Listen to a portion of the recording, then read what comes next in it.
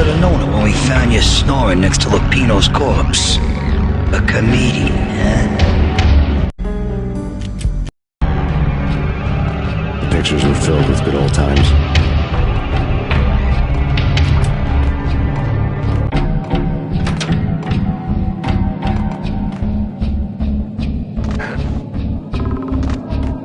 I really love to watch Captain Baseball Bat Boy's my favorite.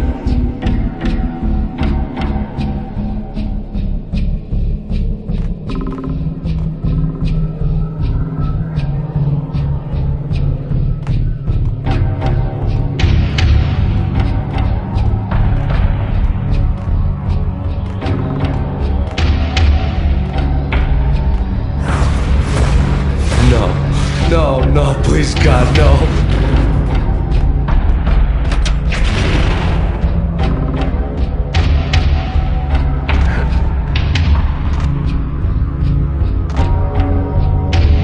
Slice them, dice them, shoot them full of holes, blow them to bits, vaporize them, disintegrate them. No matter what you do, they'll still be back, good as new. Michelle's diary lay on the table. Max, no, please, Max. Why? I didn't mean to. I'm sorry.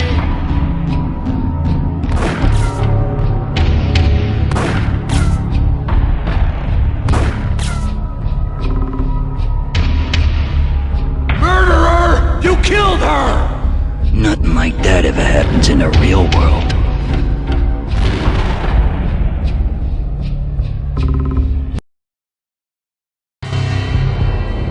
I woke up in a bad dream. My head felt 2 sizes too small for my brain. Max Payne, I envy your name. And the killer was smiling. Pleased to meet you. I'm Frankie the Bat Niagara. Niagara, as in you cry a lot? He had a baseball bat and I was tied to a chair. Pissing him off was the smart thing to do.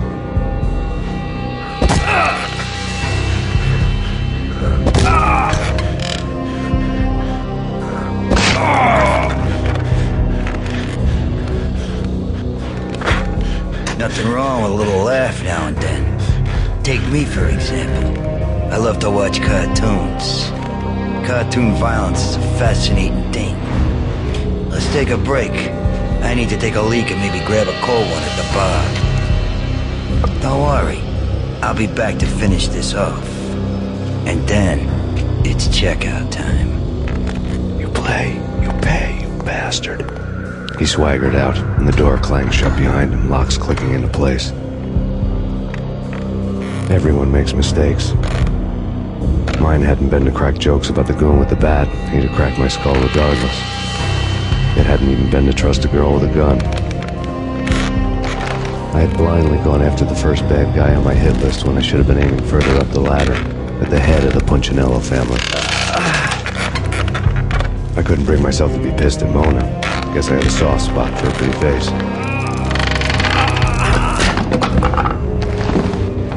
But when somebody decides to play baseball with your head, you tend to get sore.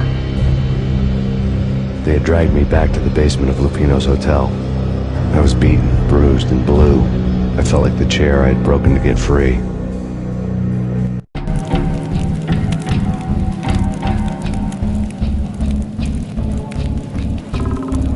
All I had was Niagara's bat, sticky with my own blood.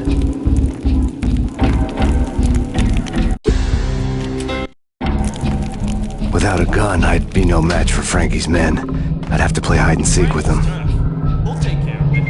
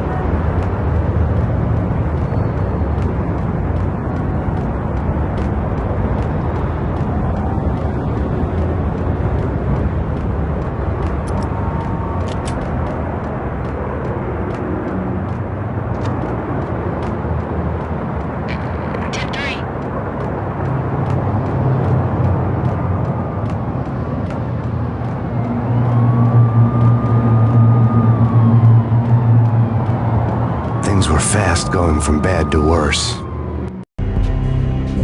The men in blue had come and gone. They had decorated the place with chalk outlines and tied it together with yellow tape. The cops who had stayed behind were dead. Frankie, his boys, and I had the place all for ourselves.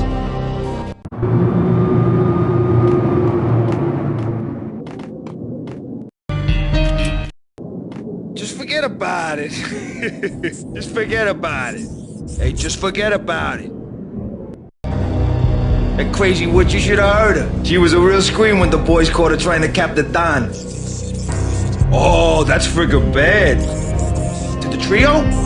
That's even worse than what Frankie's doing to that poor bastard downstairs. She's gonna take a long time to die. The mobster muscle on the phone was talking about Mona. Punchinello's trio were nothing but bad news.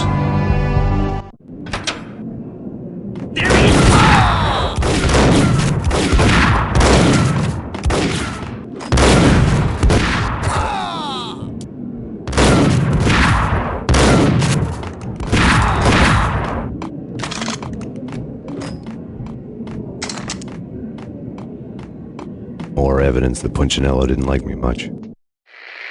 The fact remains that all the victims so far identified in the Ragnarok shooting have been known criminals, many of whom had large doses of V in their blood. Reliable sources say that Max Payne was also among those killed, although no body has been recovered at this time. Reliable sources. That meant somebody thought the Mafia had me, didn't want the cops snooping around anymore. The body would be delivered to them barely recognizable. Case closed. Don Punchinello had the power to be that reliable source, which was no news. But his news was old news. Framing me hadn't been enough. Don Punchinello had put a hit on me. He wanted me dead, and it had been important enough for him to give written instructions to Frankie about it. Max Payne should die like a dog for the trouble he's caused. Frankie, I know I can trust you to give this matter the dedication it needs.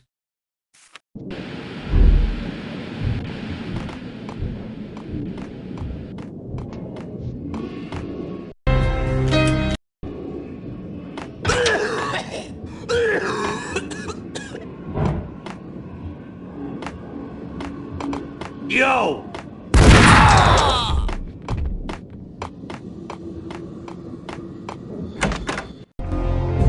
The hotel bar was fast developing quite a history. True to his words, Frankie was there, having a beer. Jesus Christ. How the hell did you get loose? Got bored waiting. Thought, what the hell, we could just as well finish this here. Fine by me.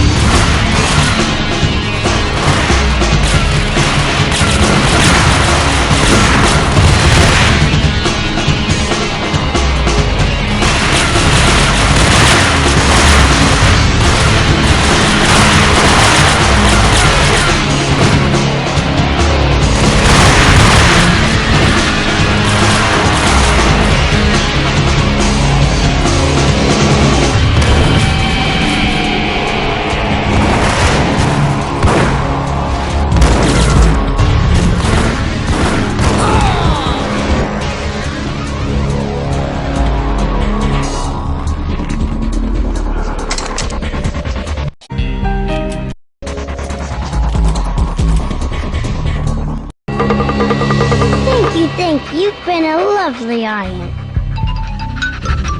Had enough? I don't play with girls anyway. Unfair! I spotted the tail as soon as I left the hotel. A big black Mercedes. I'd seen the car before. That time it had heralded impressive explosions. Vladimir was back. Bang! You're dead, Max Payne. I might have laughed if I remembered how. What's this supposed to be? Cops and robbers? Look, you want something with me? Get in line. Peace, man. Relax. You know you are a real news item. Armed and dangerous. I am going to make you an offer you can't refuse. I've always wanted to say that. It's a bum rap. I've been framed. Well, that's a moot point. Whatever you did or did not do, I'm sure you had good reason for doing it. Want to hear me out? I'm listening. Punchinello messing with V is bad for business all around. But that's not all. There is this guy, Boris Time, used to pull jobs for me. He's the captain of the cargo ship Charon. Now the bastard turncoat has gone over to the other side, Punchinello's. The ship's loaded with high-res hardware, guns, my business. If Punchinello gets hold of that cargo, he's won and I have lost. And you'll have your work cut out for you. If you want to get to Punchinello, you'll need heavy-duty persuaders. I am just the man to get them for you. Change the ship back under my flag, maybe pop 2 in the Traitor Time's head while you're at it. You'll get enough guns to start the apocalypse. You in or out? Let's get this show on the road. Vladimir was one of those old-time bad guys with honor and morals, which made him almost one of the good guys. None of us was a saint. The Brooklyn riverfront was a maze of rusty containers, sharp-boned cranes looming up from the snowstorm. On a night like this, you couldn't help but think of the dark army of dead men sleeping with the fishes, cement shoes in line. No Minotaur lurked in this labyrinth, but somewhere out there, on the clanking deck of his cargo freighter, the skipper of the Chiron was waiting, like the ferryman in the river Styx.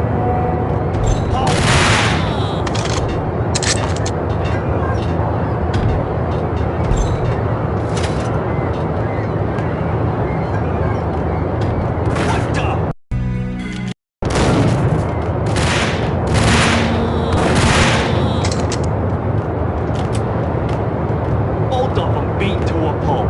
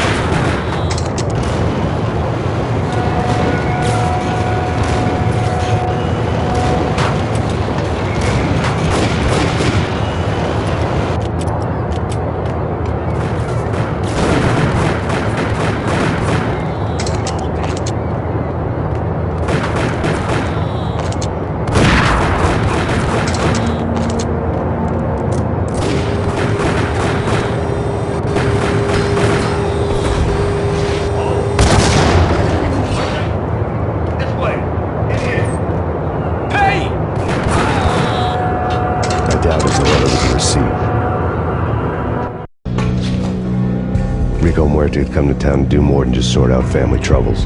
Exhibits number 1, 2, and 3. Briefcase of money, a sniper rifle, and an envelope with one word neatly printed on a folded piece of expensive paper.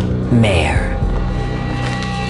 It didn't sound like a Mafia contract at all. It was too cold and too to the point.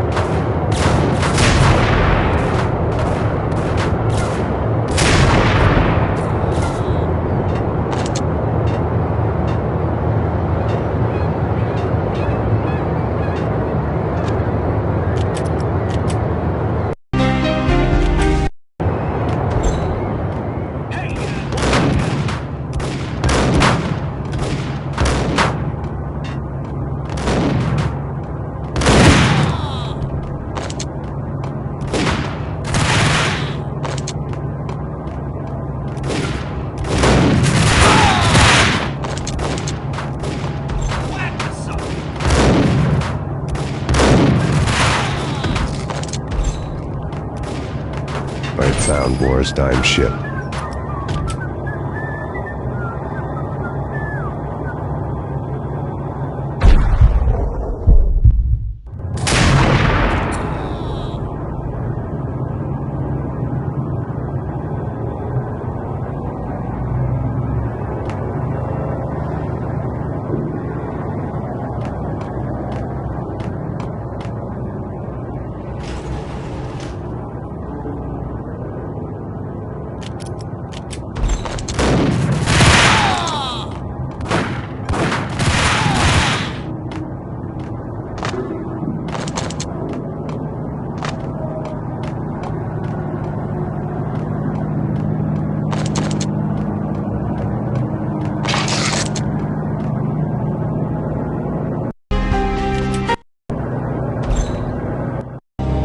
Rust had crept over the side of the cargo steamer a long time ago.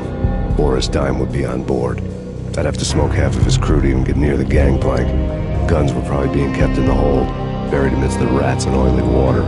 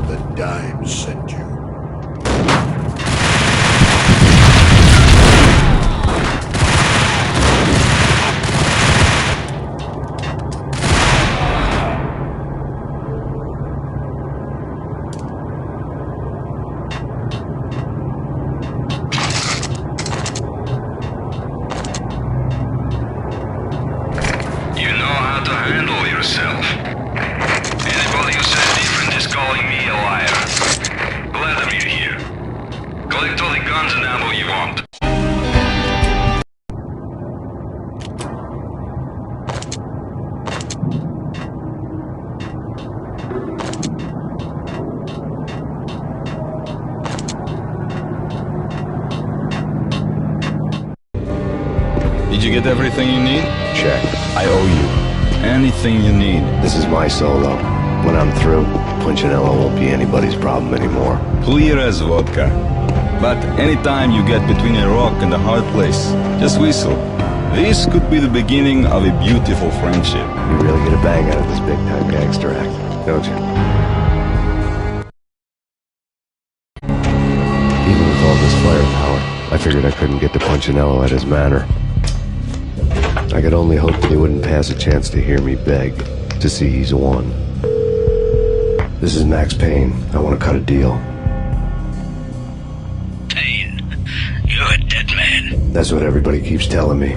I got your ship and her cargo. I want to meet. No pain, no gain. Capiche? You know my restaurant? Yeah, I know it. 1 hour. Punchinello's restaurant had seen better days. Snow was falling like ashes from post-apocalyptic skies, but that was outside. Things would soon get hot in the Don's restaurant. I knew it was a long shot, Angelo Punchinello actually showing up, but there was no crime in hoping.